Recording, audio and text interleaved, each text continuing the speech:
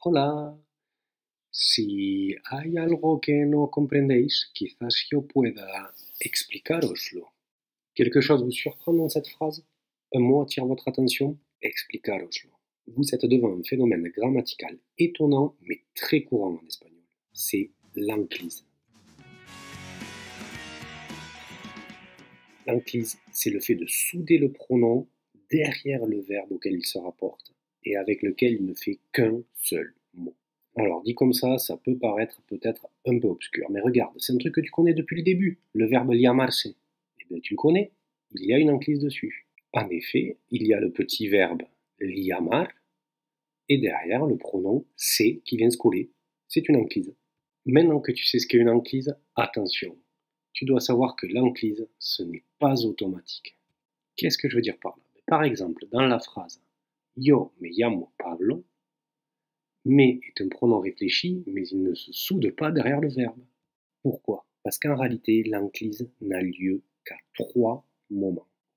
L'enclise va avoir lieu si et uniquement si le verbe est à l'infinitif, au gérondif ou à l'impératif. Pour qu'il y ait enclise, le verbe doit donc terminer en AR, ER ou IR, en ando ou yendo, ou être un ordre direct. Voici un exemple pour chaque cas.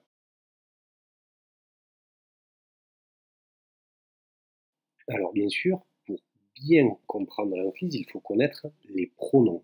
Seuls les pronoms réfléchis COD ou COI sont enclitiques, c'est-à-dire font l'enclise.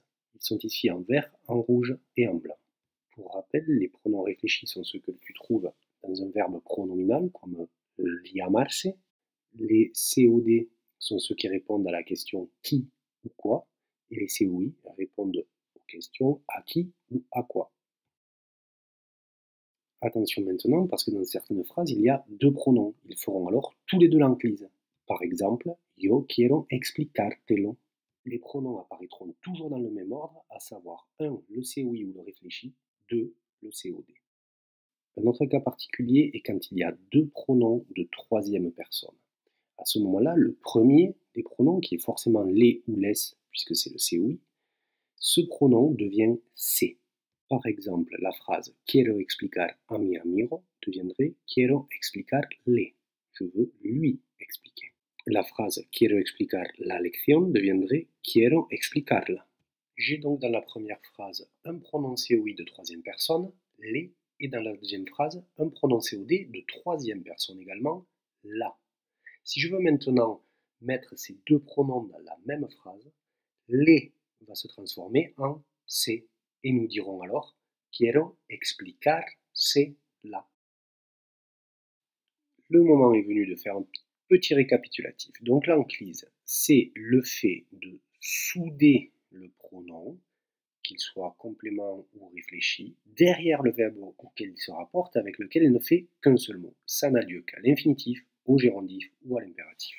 Il faut donc que le verbe termine en AR, ER, IR, ando ou yendo, ou que ce soit un ordre direct affirmatif. Je t'invite à mettre la pause sur tous les petits moments difficiles avant de faire ce petit entraînement. Je te demande de traduire, par exemple, la phrase « tu me le promets » avec le verbe « prometer ». Tu promets à qui? Me, COI. Tu promets quoi? Le, COD. Et oui, le verbe est au présent de l'indicatif, pas d'enclise ici, ce n'est pas automatique. Et maintenant, te parler est difficile. Hablarte es difícil. Et oui, dans ce cas-là, il y a bien enclise, car le verbe est à l'infinitif. Merci à tous d'avoir regardé, n'hésitez pas à poser des questions en commentaire, bien sûr à mettre la pause si besoin, et je vous mettrai un exercice en description sous la vidéo avec la correction.